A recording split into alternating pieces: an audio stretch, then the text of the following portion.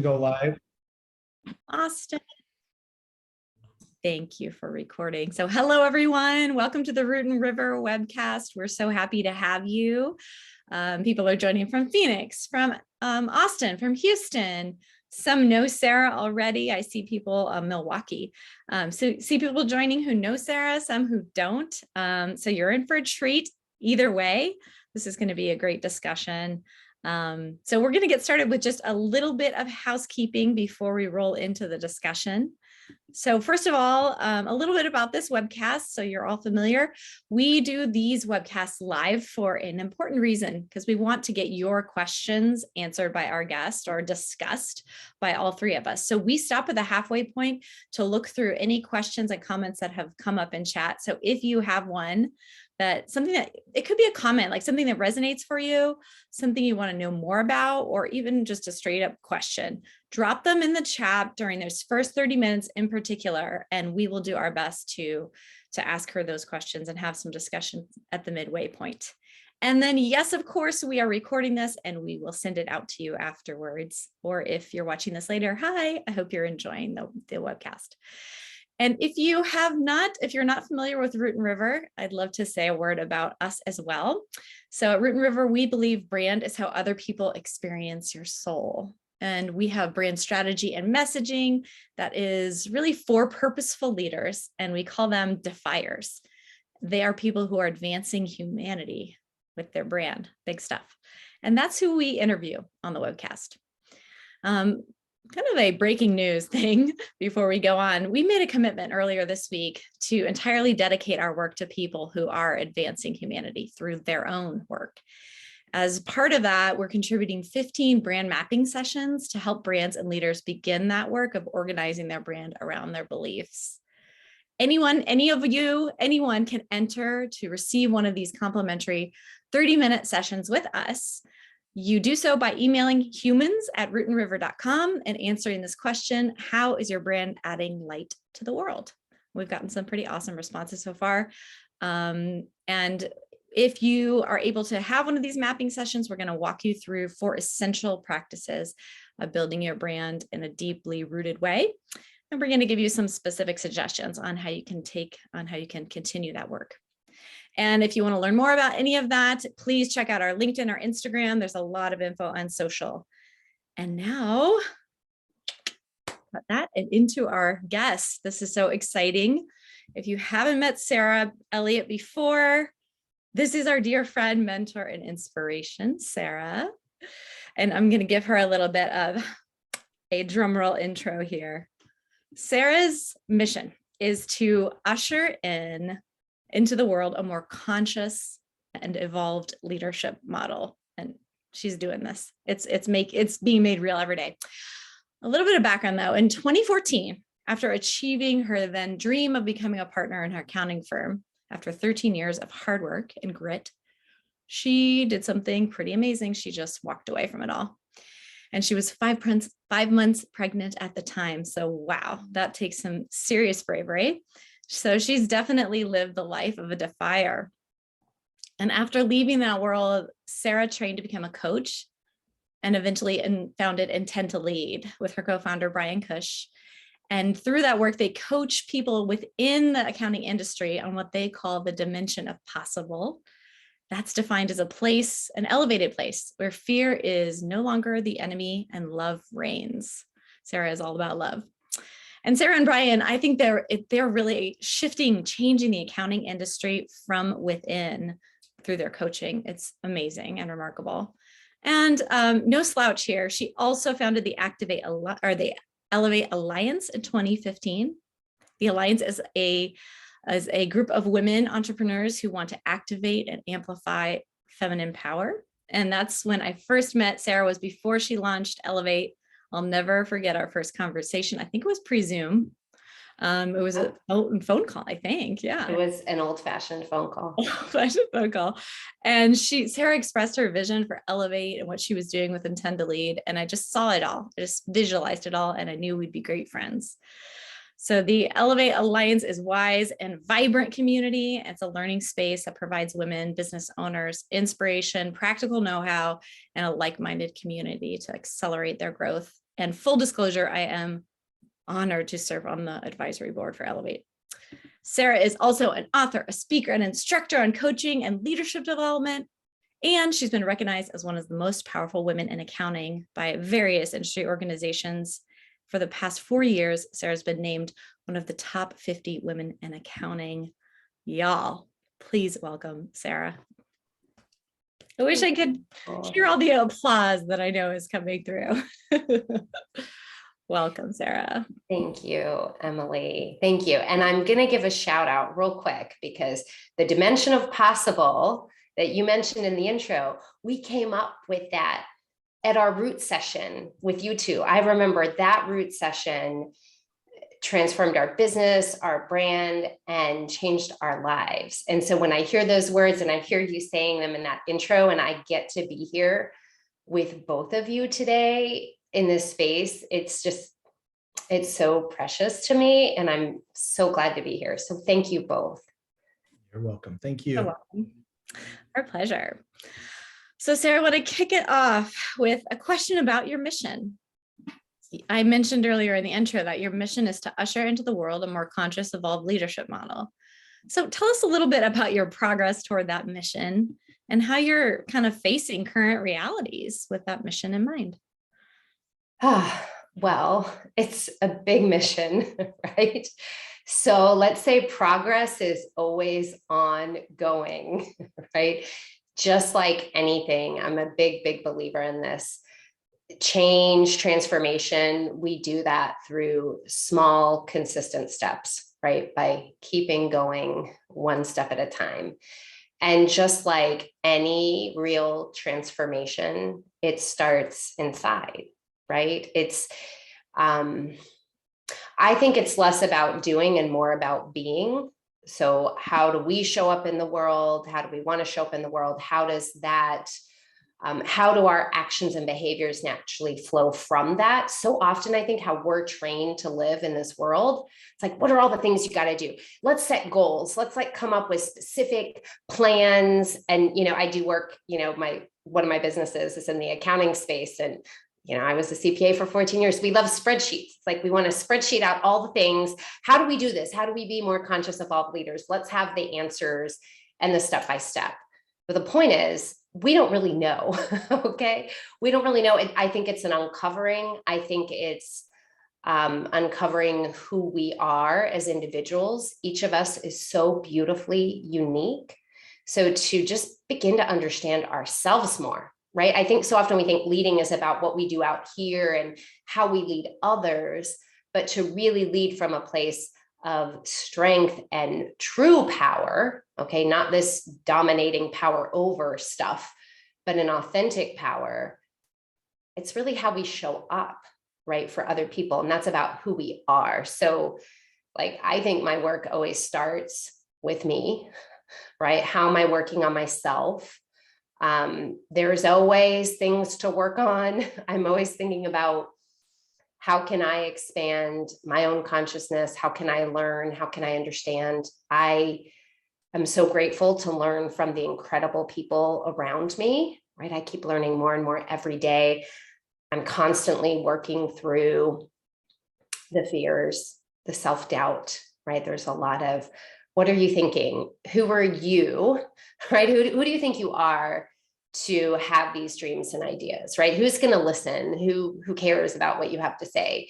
And so that's been a lot of my journey, is saying, is that real, or is that just kind of noise that gets in the way, right? So there's my own learning, and then I do my best to model that for others. But really, the real gift in ushering this more conscious, evolved leadership model is to support others, right? So to hold space for other human beings, to help them understand who they are, who they want to be, right? Maybe sometimes how we've gotten lost along the way. How can we reconnect with that? So holding space for that, no judgment ever, love, right? I mean, I was pointing to this heart when you were talking about love there.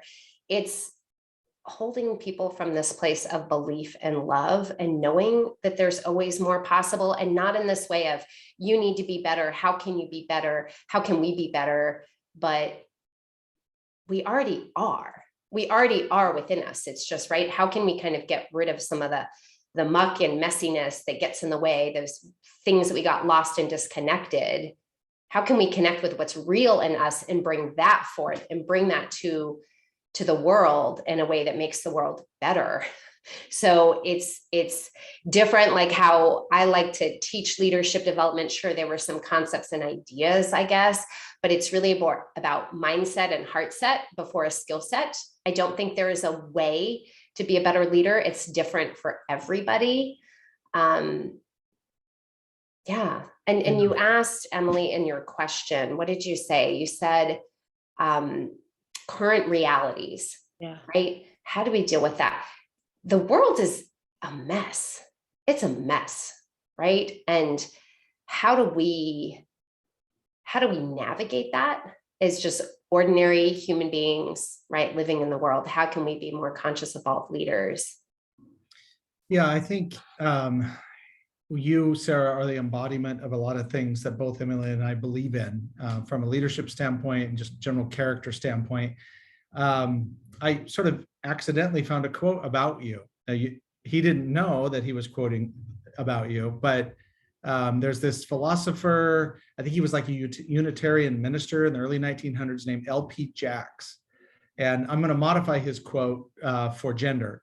It says, "A master in the art of living draws no sharp distinction between her work and her play, her labor and her leisure, her mind and her body, her education and her recreation.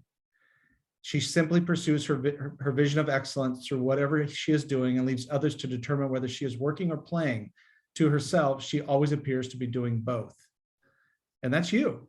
So I'm curious about you, as Emily said in her great intro of you walking away from a prolific and profitable practice of that you had been trained in and you'd invested in.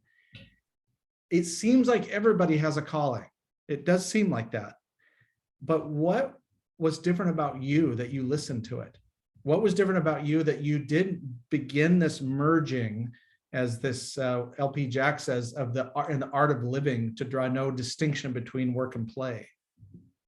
How did you do that? And how, what made you different? And this is a good chance to suspend humility here for a minute. Thank you for permission for that. I mean, it's such a great question. And it's interesting because, your life happens. And when you're in it, I'm trying to put myself back there in 2000. It was really 2013 and 14 that things were shifting for me. And, looking back, sometimes I think, did I go a little off the rails a little bit when I made that decision? Because it was very counterintuitive to some, but it was very intuitive to me. So I think for me, what I noticed in my life in 2013, right, I was seeking something. I was doing all the things that you're supposed to do to find fulfillment and success, right, and happiness. And I had a great career. I had a great life. It's not like I was in this place of, I hate what I'm doing. But there was always this kind of feeling of that more was possible, that I wasn't living fully in alignment with who I was. And it was just like this little inkling for a while, and then it started to get louder. And I will credit my ability to make that leap to the work I was doing on myself, very inside out. I worked with a coach. I did group coaching. I surrounded myself with these amazing people who inspired me. I was part of this mastermind group.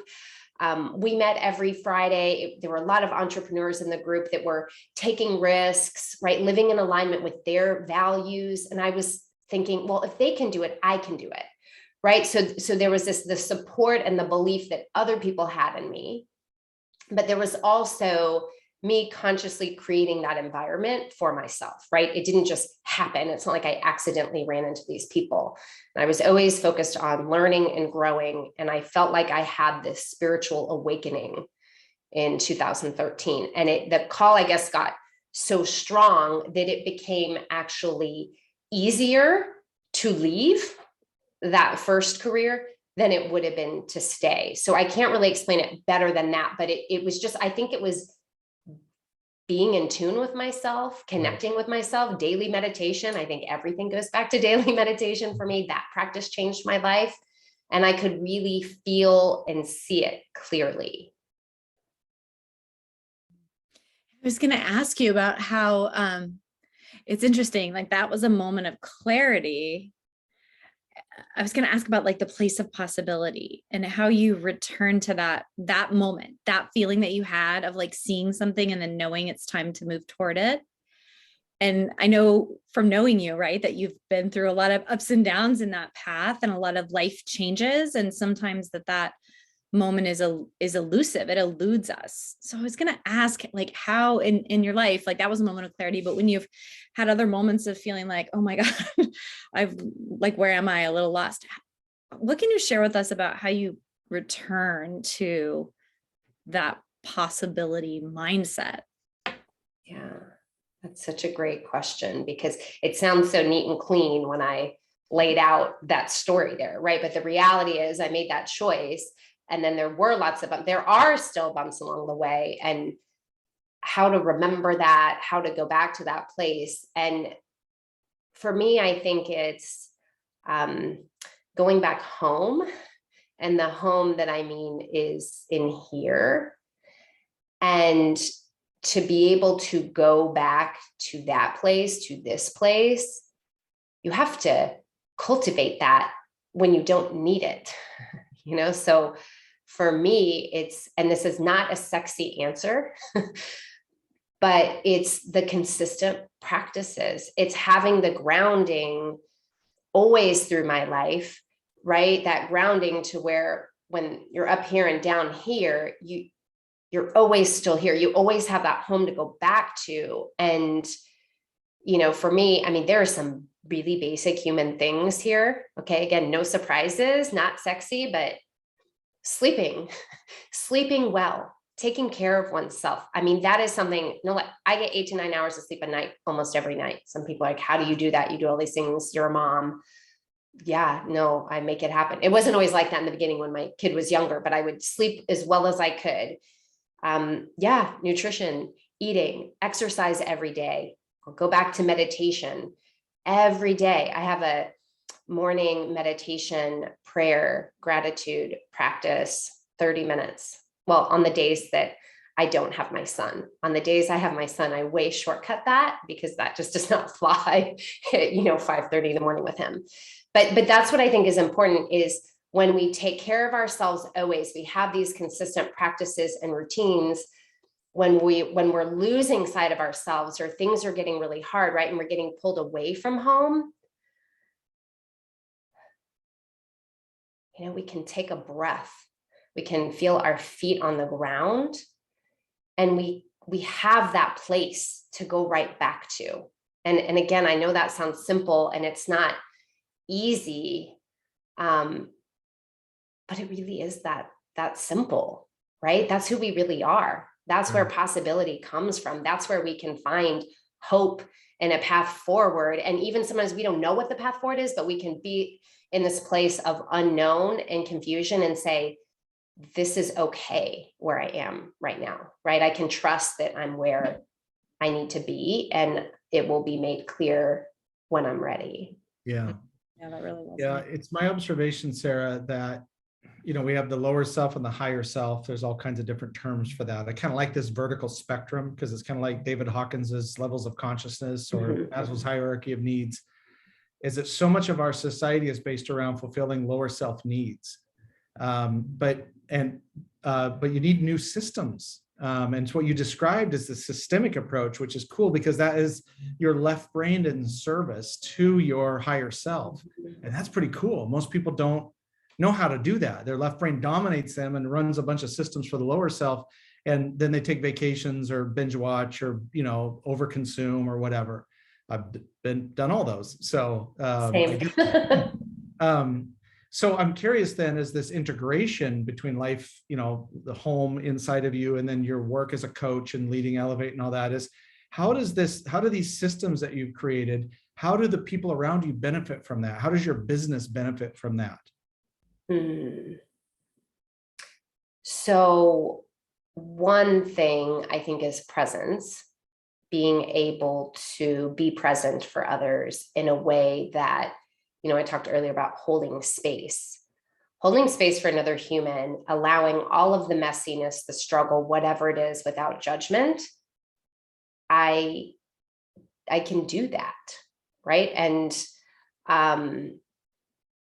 so that's one way. I would say in a moment of challenge, a tough decision, right? Let's say when it comes to business, to be able to come from that place of what is true.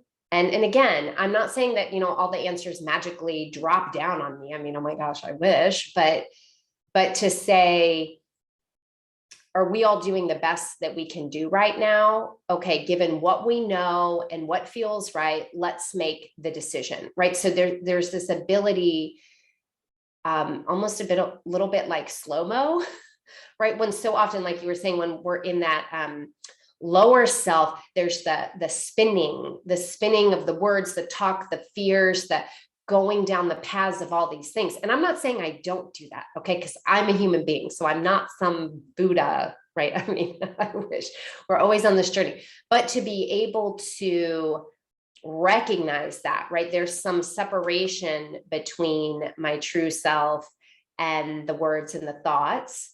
And when we have that space, we can choose to consciously respond versus the unconscious reaction that's embedded in our humanity, right? And in our ego, which runs the show most of the time. Yeah, it's interesting you brought up holding space, because when you were speaking about that earlier, it kind of came to me that holding space is really, at least the way you were talking about it, a leadership trait. So I wanted to throw that back out at you. I mean, do you find that to be true? And I think that's what makes you really different. Sarah, I'm glad you talked about presence, because you're the most present, the best listener I know.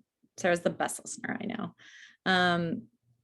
And she has this presence that she brings to it. But for leaders out there, and when you coach people, how do you introduce that concept of holding space, and how do you define that? Oh, like you're saying, coaching someone to cultivate that presence for others as a leader. Yeah. Yeah. Well, I would say one thing is modeling it, showing up. There is something that happens there that's beyond words. It's energetic. They see it, they feel it. So I do think we influence each other's energy, whether we're conscious of it or not. So I think one, there's that energetic influence. I think two, there's not a specific thing I say or do to say, hey, you need to cultivate space. Here are the things you do to do it. But I think the work of holding space for someone else to connect with who they are and what's important to them, and asking them the curious questions about how they want to show up for others, helping them with how are they taking care of themselves? How are they creating practices that support them as a human being? Those are all things that allow them to hold space for others, right? That allows them to be present for others. And it's always a journey. And some people, I don't know why or how or whatever, but some people, we're all at different places in that journey, right? So without judgment, but I think it's always about when we work on ourselves, we naturally can do that. That's interesting.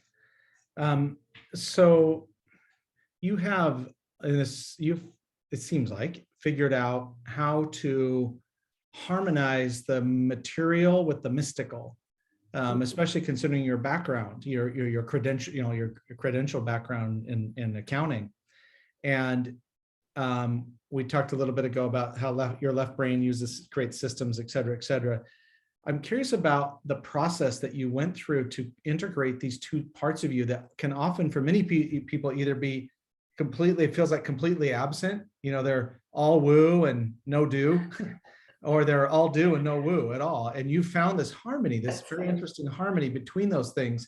I'm curious about the process that you went through to make sure that you integrated those two parts of you.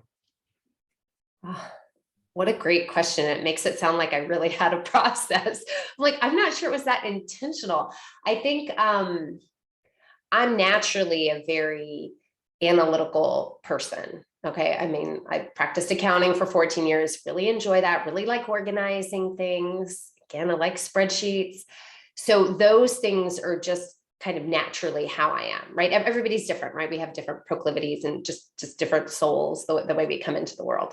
So that was always natural for me. So I think in terms of, I mean, there was a very conscious cultivation of the woo, I guess you could call it, right?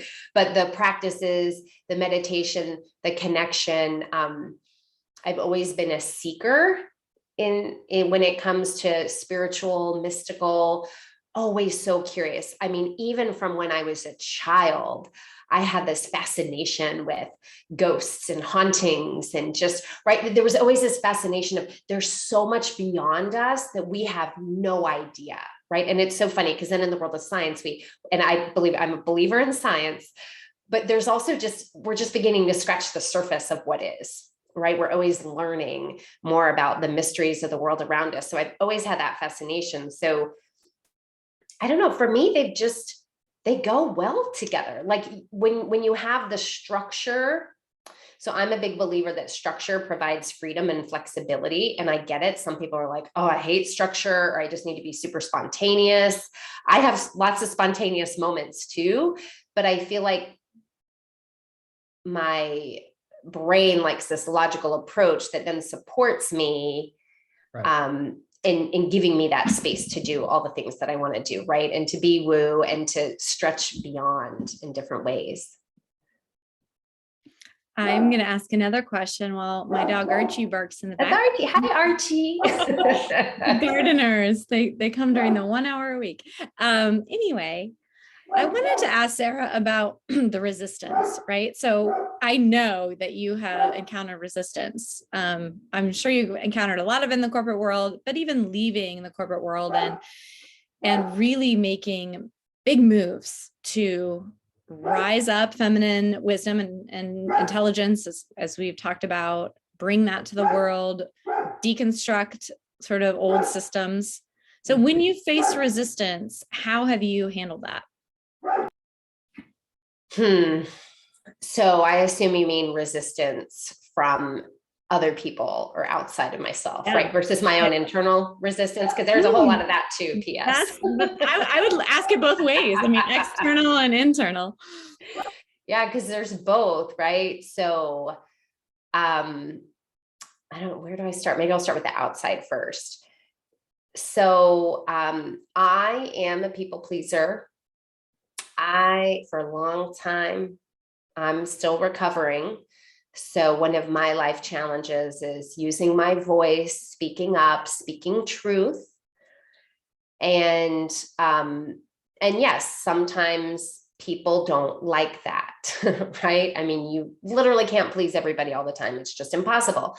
So I guess there's internal resistance. I guess that's some of my internal resistance is saying, I'm going to do this anyway. I can recognize that and I can make a choice, and I can make a choice that aligns with who I really am at my core, my higher self, my values, with what I know today, what is the best thing that I know to say. Because I'll also say resistance I encounter internally is, oh my gosh, am I going to say something wrong? I mean, even now, right? I'm questioning, is this going to come out right? Am I going to look at this, a week or a month or a year later and be embarrassed of something I said? Okay. So that's a real resistance that comes up, but I have to keep making that conscious choice to say, I'm a human being. I'm imperfect. I'm perfectly imperfect. I'm going to say it anyway, because this feels aligned and right with where I am now. And if I don't, then what's the point, right? I'll just stay stuck. I got to keep making those mistakes. So that's internal resistance. Then externally, I've gotten better at just not caring anymore. If you don't like it, I get it. And you know what? That's not even like in an FU way. It's more in I get it. Like, we're not all in the same place. I can respect that. We're probably not going to be friends. You're probably not going to hire me. And you know what? good, because I'm not your person. You know, I recognize that we're all in different spaces on this human journey, and it's not even like a linear thing. Okay, I'm making it like some people are more evolved or advanced, and I don't even mean to say that. We all have different purposes and life experiences, and we have our own journey. So who am I to sit there and get wrapped up in yours? And who are you to get wrapped up in mine, unless it feels right? Right. And I think about the work that I've done with you both about attracting and repelling a good brand. And when you're true to yourself and your message, you will attract people and you will repel people. And so when I do, I remind myself of what you have taught me. And I say, okay, so it's working, right? This is not something not working. It means it's working. Beautiful. That's beautiful. Yeah. I'm curious about, you speak about both coaching philosophy and sort of spirituality or life practices with this very measured and calm way. You're one of the most centered people I know, probably why you're one of the best listeners we know, because you're a centered person. And this is more of an observation than a question, but there is a lot of more attention given to consciousness and everything. And like anything else, that when it's given extra attention, there's it tends to be a rearranging of cliches. Let's just put it that way, where everybody sounds the same. It's mildly culty. But you've been able to be so original. And all the years I've known you, I think coming up on 7 years, I think, of knowing you, no matter your level of iteration, and no matter where you're at in life, and life changes or business changes or whatnot, you've remained original in the way that you approach things, even though you're navigating this world between the material and the mystical. And I'm curious about how you do that. How do you maintain a level of originality when there's so much mechanized bullshit out there, especially when the commoditization of, air quotes, spirituality? First of all, thank you for saying that, because I don't feel original. I feel like but I see what you're saying. Like, it's not this gimmicky or inauthentic thing. Right. So I am a sponge. Okay. I learn, I soak up things as much as I can. I am such a curious being. And so I think I absorb a lot of things and I kind of integrate it into my consciousness. And they're from all these different sources from all over. Okay. I couldn't even tell you. Like, sometimes I have all these great quotes, but I don't know who said them. So like, I don't want to say them because I can't give credit, but I'm absorbing all of these things. They become part of me. And it's this kind of intuitive knowing. It's like, what is really resonating deep within me that is true. So for me, wherever I am, what is true to me? So then it becomes part of me. And because of these practices I have that keep me grounded, and I like to think they keep me open to receiving truth, whatever that truth is that I'm ready to receive at that point, right? I'm certainly no all-knowing being, like even a teeny tiny bit, right? But whatever truth that I am ready to receive, it's there. And then I think when it comes out through avenue of expression, it's coming out through my lens, my filter, my personality, right? So maybe that's why it feels like me, because it's just however I've processed it and I'm putting it out. Does that make sense? Did I answer your question? It's great. Thank you. I think that when you've nailed what I think is originality, which is, it's like music, everyone's rearranging the same notes. And there's a difference between rearranging notes and rearranging cliches. There's a huge difference. One is entertainment and the other is art. And I went to a music theory class because I'm a nerd, and this is like years ago. And this professor of music history or whatever his job was said that there were only 2 artists that created new notes. And it was Mozart and Paul McCartney. No one else has created new notes. And it was like, all right, well, if it's only those 2, I think us taking and absorbing what we're learning as we go and then making music with it is okay. Yeah, that's beautiful. And, you're taking me back to, I used to play the trumpet for 7 years in middle school and high school. And, I was technically pretty good. I wasn't like the greatest trumpet player out there, but I was good at the technical notes, but I never felt the soul of the music as a player. And so I dropped it. I mean, it was fun and whatever, but now as an adult, I'm like, I almost sometimes want to go back to really be in the music and feel, because I'm a big appreciator of music. I love receiving and hearing music. And I have so much admiration and gratitude for these people who are able to do both, right? To do the technical playing and the really hard notes and do all the things. And then also bring the soul to the music, right? Which is something different. So anyway, that you just made me think of that. That was a good memory and a beautiful metaphor. Thank you. So Sarah, a question is coming to me that I just, sometimes you just have that feeling and I have to ask. And it's very big. So the question is, what changed for you in 2020? Oh, what changed for me? Okay.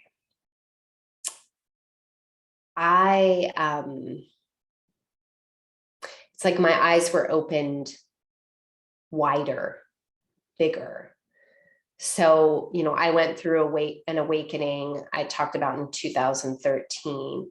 2020, I felt so squeezed. I remember during lockdown, I just had some of my worst parenting moments and things that I'm ashamed of. And, I just felt like, I was like, I lost, like, where's my goodness in me? Where did it go? I'm just like mad. And I'm just trying to keep all these things together in the businesses. And what are you doing? And I'm trying to be a good mom, but not really. I'm like barely there and, coming out, just coming apart. And it was like, I was squeezed and like, I felt like, I remember this one day in May, I think it was, I just like broke down in complete tears. And I think it was after talking to my therapist, and she was like, just go out in your car and drive, just drive where no one can hear you and just scream whatever you want, right? Because I'm always keeping it together and got to support people, your family, all the people that you're serving, your businesses, right? Your clients. And I remember just sobbing in the car. And it was so cathartic. And it was this release, and it was this crack and this breaking open. And I had this space. It was like, okay, now what's really important, right? So there was like a coming back home, but home was also became bigger. And I started to look at things through a more expanded lens. I went through an awakening around systems of oppression in our world. I before 2020 and before COVID, I did not watch the news. I didn't do news.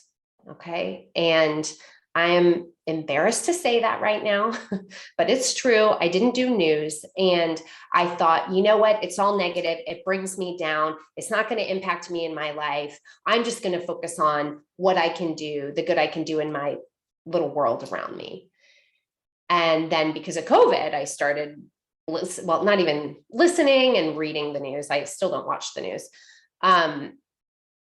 And then George Floyd was murdered. And I was already on this journey of reading White Fragility in March, right before COVID hit. And so, all these dots were connecting. I was starting to see like, oh my God, like this is the world. Like I've been insulating myself to this. I've been blocking myself off, and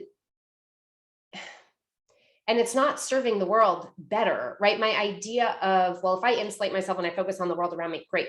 But there is a bigger difference that I can make. And it doesn't change the things around me. And I saw more things that I needed to change. And gosh, I'm just one person, right? So it's so overwhelming. So yeah, 2020, it was just grief, chaos, like pain, suffering, really tuning into the suffering of the world in this really empathic way, which is hard. And then I had my own personal challenges, right? In my marriage, as a parent. Yeah, it was a breaking open. Thank you for sharing that with us. I could definitely relate to that beautiful imagery of being squeezed. I think that's a really good way to put that. visualize that for all of us, is that feeling in 2020 of just being under pressure and squeezed in. And I think that, I know I can relate to it. I'm sure members of our audience can as well. But then this idea of the breaking open. So what have you, I know this is kind of a follow-up. So you talked about your journey to open your eyes to systems of oppression that we've been living in. So since then, I would love for you to share what action that you've taken to try to address that. Okay, well, I'm one person. So I'll tell you the thing. I mean, first and foremost, always learning, always seeking to expand my perspective, to hear from others' perspectives, right? So, and that's a gift I think we have as humans. We can always expand our perspective. So I'm always listening, learning, watching all the time. And then through Elevate, Leandra Bly and I started a series called Elevate Aware. And it's really about this. Let's become aware, more aware of the world around us. And so bi-weekly, we'd get together. We started in the summer of 2020. We're still going strong. And we've actually doubled down on our mission at Elevate to say, this is not just about supporting other women business owners and growing in our own businesses. This is about cultivating more conscious business practices. And we need to be integrated human beings here. Our business is not separate from us. How can we use our business to bring forth the change we want to see in the world, right? And our business needs to support us to be able to do that, right? But it's not just about that. So how can we cultivate more conscious business practices? How can we learn from each other? We talk about this a lot. We inspire each other. We're with each other in the hard and the overwhelm, because that's the hardest part, I think, is there are so many things. And you look at the broken ass systems in the world and what's happening. I mean, even just listening to the news, I was talking to my partner, my business partner, Brian, yesterday, and we had this 9 a.m. meeting. He's like, how are you feeling? I was like, honestly, I was just crying. I was like sobbing for a few minutes before our meeting, because just listening to the news every day, I'm sobbing. There's always more news about people trying to hold on and of this power over this old model that's dying. So, it's being with each other in that and saying, no, there's still things we can do. Like, we have to start reimagining something new. So that's what we're doing through Elevate, through Intend to Lead. That is so top of our minds and hearts. I mean, leadership is about creating belonging for others, right? It's about being conscious leaders. And so we're integrating diversity, equity, and inclusion in our work. Leadership is, I think, about inclusive leadership. I mean, all of those things, coaching mindset, I think that helps.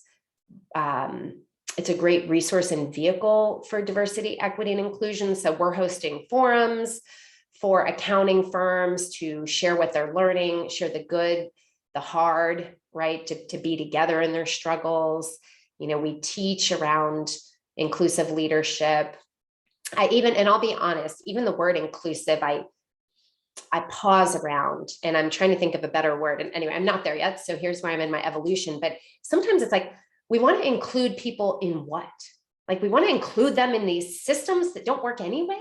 So there's there's not clear answers. There's just a lot of clarity on what's not working. And I think we've got to be okay with being in the space of not knowing and figuring out and getting things wrong and just trying some things and listening and learning and saying, we want to do our best each and every day to show up anyway, even when we're tired, to remember why this matters, right? To advance humanity, right? Which is what you all are doing through your mission.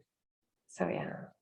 So picking up on this kind of sense of, I kind of cringe at the term social justice, to be honest with you, but let's just I don't know what else to call it.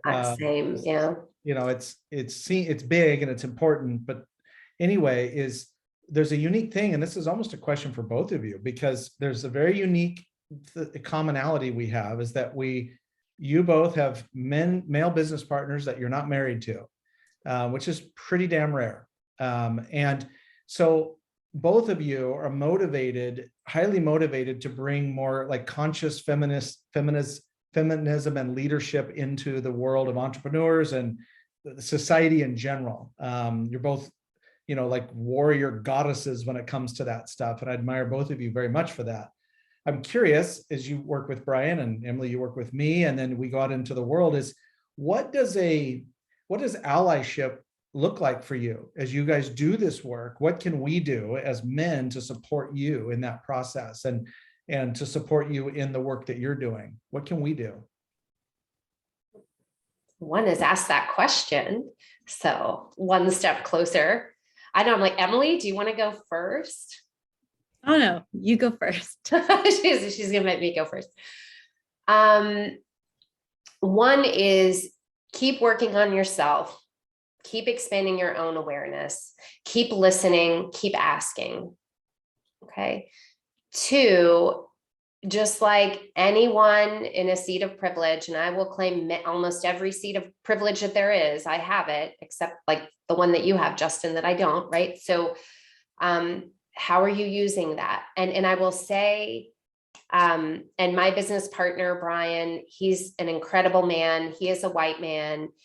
And in some ways, I think he can connect with people in a way that I can't when he's talking with other white men, right? So to really, when women aren't in the room, and not because, hey, you know what, Sarah or Emily, I think that would be offensive to them, or I think they would say, no, because you believe in it, right? This is not about not offending people. It's because you think it's right? So as that white, cisgender man in your position saying, no, this is what I believe in. So yeah, speaking of, obviously there are all sorts of things you can do to sponsor causes, right? Where are you putting your time, your energy, your dollars, your voice?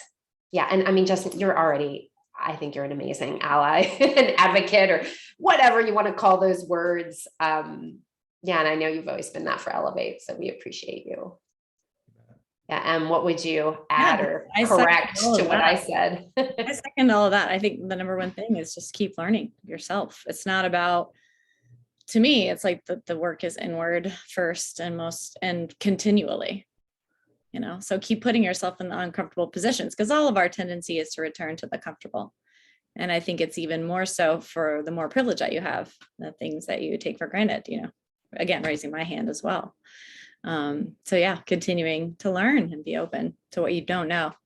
Yeah, thank you. That's affirming. I've had this over the last kind of around the same time, Sarah, that you had, like the second awakening and George Floyd and COVID and the whole MAGA, cult and all of that I told Emily a while ago, it's like, I think I need to go step back and be back at the stage. And she told me at some point, the world still needs your voice. And so what I talk about now is similar to what you said about Brian, is most people do not expect a 51-year-old, 6'3", 240-pound man to talk like I do. And I think that's fucking awesome. And I've embraced that now, but that was largely from Emily's encouragement and my partners as well, about to go ahead. It's okay to be a voice, even if you're a middle-aged white guy, because we can say things to other white men in particular that maybe would be lost. And it's also super fun to provoke middle-aged white guys. So I do get some joy from it, from purely from an entertainment standpoint. You just have to be aware, and there are moments where you can cede that space to other people. And I know you're always conscious of that.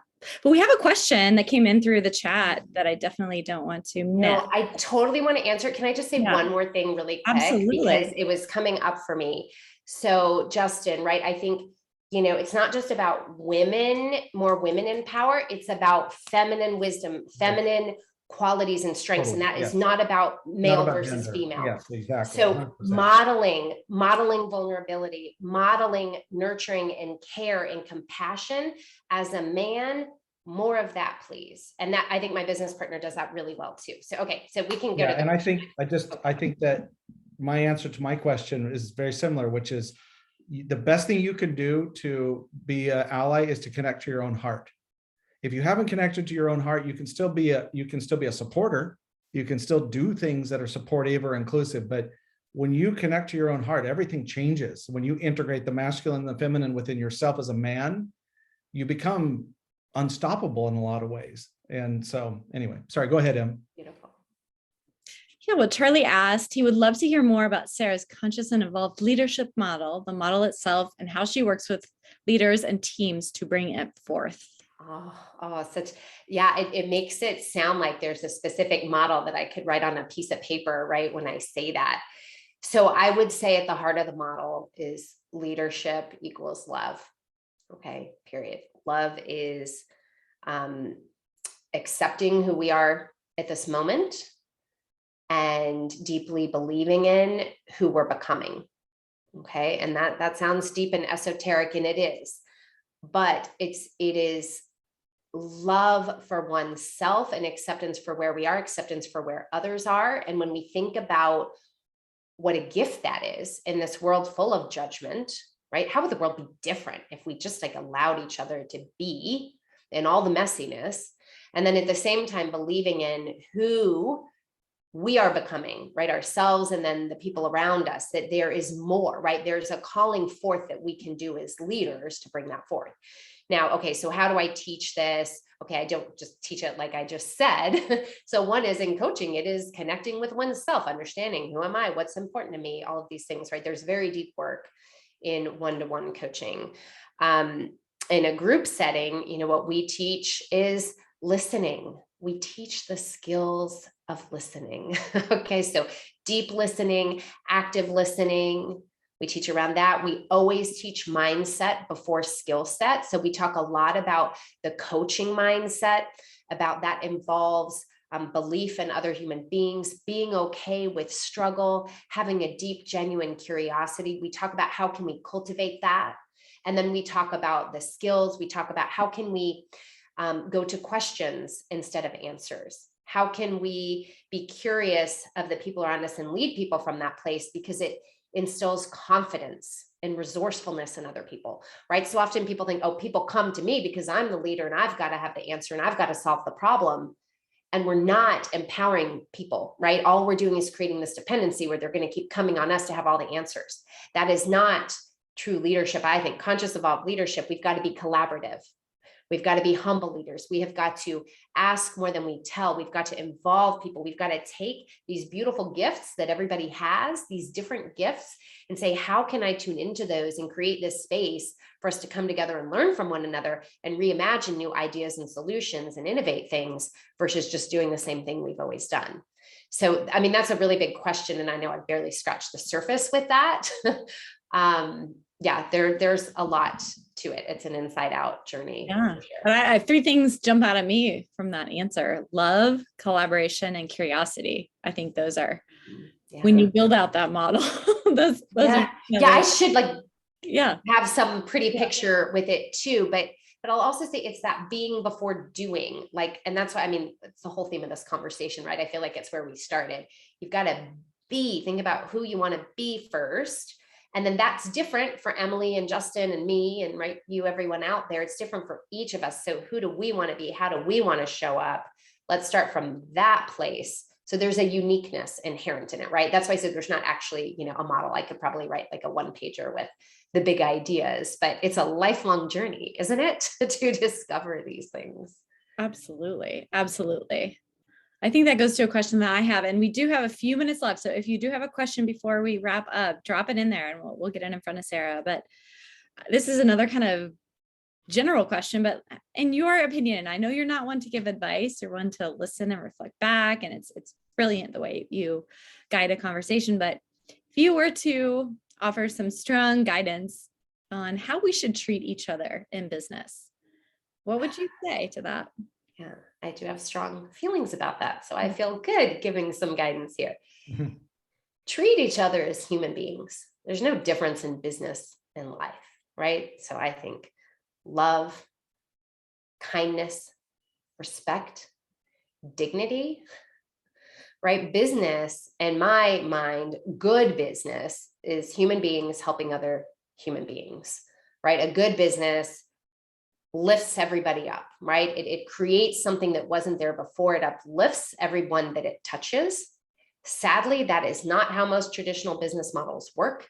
Most models work, right? I'm taking some over here to make more over here. exploitation. So I think business should be about, right, and that's collaboration, really, right? Something better for the mutual benefit of all. Yes, yes, we're getting an amen in the chat there. I love that. Good business is human beings helping other human beings. I've captured a lot of quotes, and I know Kat has also been capturing quotes. And yeah, do you have another question, Justin? One last before we wrap here, Sarah, is what is one thing you would encourage people to go do differently in their life right now, related to any part of their life? You know, David White refers to it as the 3 marriages, you know, self, work, others. What's one thing that you would encourage people to at least consider doing differently? Well, that's such a tough question because everyone's in a different place. So what's a universal answer I could give? Connect more with yourself. Right? So often we are so focused on the things we have to do, the people, connecting with the people around us. What am I not giving that I should be giving? So what does that mean to you if you connected with yourself just a little bit more, just a little more often? What would that look like? Because everyone will be better off. Even if it was 1 minute a day. I mean, you don't have to have, you know, a 2-hour meditation practice or you know, just even conscious breathing starts to do that. And I think most people do want to embody what you're talking about. But the problem with that is that many people are disembodied. They're disconnected from who they are, from their self, from their own like skin and bones and muscles too. Yeah. And to sit in your own body and be still, even if it's for 1 minute, is, I think you're right. I think that is the universal transformational aspect of it, is that all change begins with breath. All change begins with breath. I'll add one more thing, which is also movement in the body is a beautiful way to reconnect with, or just connect with yourself, right? Dancing. I love dancing, right? I talked about music. I will dance and move in my body, in my house, in my kitchen, when I'm getting ready. And I forget that, you know, it's not part of my regular routine. So I'm working on listening to music more because that helps me connect, yes, to be embodied, right? Yeah. So it can be still, it can be movement. There are many ways. It can be walking in nature, right? Petting your dog, right? Petting Archie, who we heard earlier. Which I was doing as I was listening to music, laying on the floor of my kitchen before this call, before we had this, just to sort of calm down and get grounded. Yeah. Well, Sarah, I've just loved this conversation. I loved your take on kind of people pleasing as inner resistance, on everything you said about leadership, the holding space. Charlie's pointing out in the chat that Be Do Have came from Zig Ziglar, and we're still like working with those paradigms. How you talked about being broken open and squished. I mean, there's just so many nuggets, and we're just so grateful to have you. So thank you so much. Thank you both so much for the opportunity to share and connect. Yeah, I love you both so much. Thank you for the work you do. You're welcome. Thank you. We love you too. Inspiring us. Everyone, thank you so much for being here. We are, if you want more Root and River, we are hosting a webinar next week, how marketing may be harming your brand and what to do instead. It will be next Wednesday, and I have a link right here. I'm dropping it into chat for you to register, totally free. And we're just going to be talking about giving you some tips on how to unmarket, stop marketing, and do something else. So we hope you join us then, and all the best to all of you. And thank you all so much for being with us. Thank you. Bye.